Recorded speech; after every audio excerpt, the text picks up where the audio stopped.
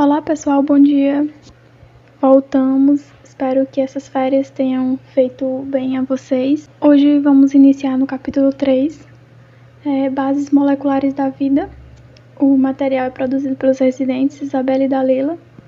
Hoje vamos trabalhar as páginas 44, 45 e 46. A química e a vida. Entre os séculos 19 e 20, a química orgânica se desenvolveu e foi fundamental para o processo da biologia. Sem a química, não poderia ser possível desbravar o mundo microscópico ou submicroscópico dos organismos vivos, no nível molecular. No final do século XIX, o estudo experimental das substâncias orgânicas, sendo elas o carbono e o hidrogênio, não progrediu. Isso porque acreditavam que as substâncias orgânicas só poderiam ser fabricadas, formadas, pelos organismos vivos. Essas substâncias só poderiam ser formadas no interior de outros organismos vivos. A queda das ideias vitalistas, isso em 1828. Em 1828, as ideias vitalistas perderam a força. Ou seja, a ideia de que as substâncias orgânicas só se formariam no interior de outro organismo vivo já não era tão incontestável assim. Isso porque apareceu esse cara aí, Friedrich Wöhler, um químico alemão que viveu entre 1800 e 1882.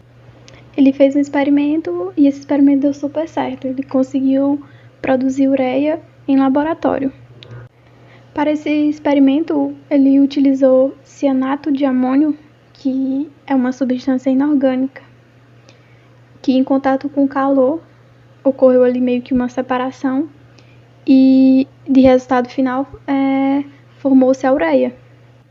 Esse método que ele usou era um método bem semelhante, já conhecido e até utilizado pelos químicos na produção de substâncias inorgânicas. Então, Wöhler foi o primeiro a contestar que substâncias orgânicas poderiam ser formadas, criadas em laboratórios. E por isso teve o enfraquecimento, né, a perda de força das ideias vitalistas. Após a socialização do experimento de Wöhler, que foi um grande acontecimento, e das técnicas de análise da química, tornou-se possível dissecar substâncias orgânicas. Esse dissecar era tipo uma quebra, então era possível analisar, ver com mais detalhes a substância orgânica, para que pudesse identificar os seus componentes, a sua formação e a maneira como esses elementos eles estavam organizados.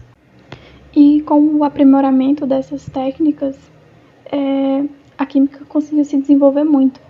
E hoje em dia é possível fabricar diversas substâncias orgânicas sintéticas, ou seja, feitas em laboratório, que servem de matéria-prima para as indústrias, como as indústrias de plástico, de fibra, de solvente, borracha, entre outras. E não só no ramo industrial, como no ramo farmacêutico também. Temos diversas vitaminas, nutrientes e vários outros tipos de medicamento. E a gente vai para o próximo tópico, que é o componente da matéria.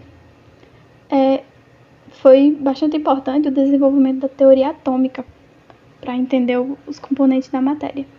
Por quê? Um grande marco, tanto para a química quanto para a biologia, foi o desenvolvimento da teoria atômica. Isso porque ficou comprovado que a matéria é formada, constituída por partículas pequenas, invisíveis a olho nu, ou seja, os átomos. Todas as substâncias encontradas na natureza, inclusive as que formam seres vivos, são resultados de combinações entre átomos dos 89 elementos que podem ser encontrados na natureza. O que isso quer dizer? Quer dizer que na natureza é possível encontrar 89 elementos desse. O que são esses elementos? Tipo o carbono, o oxigênio, o nitrogênio, o enxofre, nitrogênio. É possível encontrar todos eles na natureza. Só que as substâncias elas são formadas quando acontece uma combinação entre esses elementos.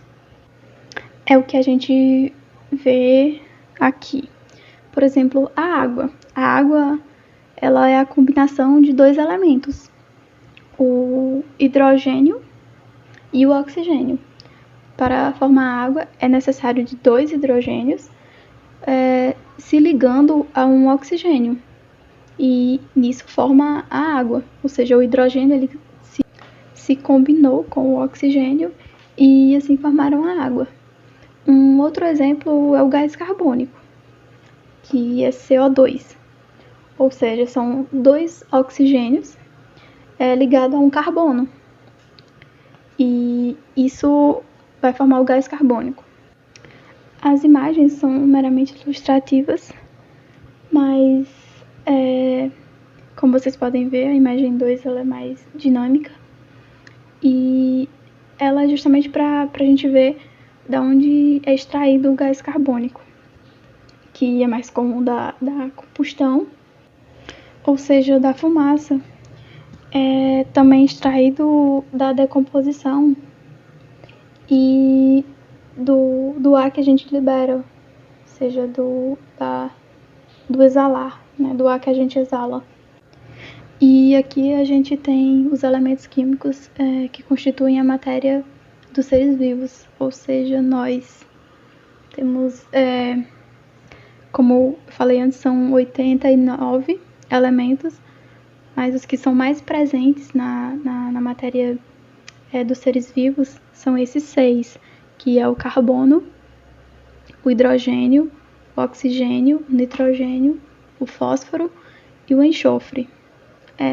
Uma observação é que cerca de 98% da nossa massa corporal é composta por esses elementos. Eu falo dessa massa corporal porque é da maioria das espécies biológicas. Volto a repetir, não são só esses elementos que constituem a massa corporal, a nossa massa corporal. Tem outros, como já citados, mas esses são os que se encontram em mais abundância. Enfim, a aula de hoje foi essa, sobre as bases moleculares da vida. Esse material está na página 44 a 46. Bons estudos e obrigada!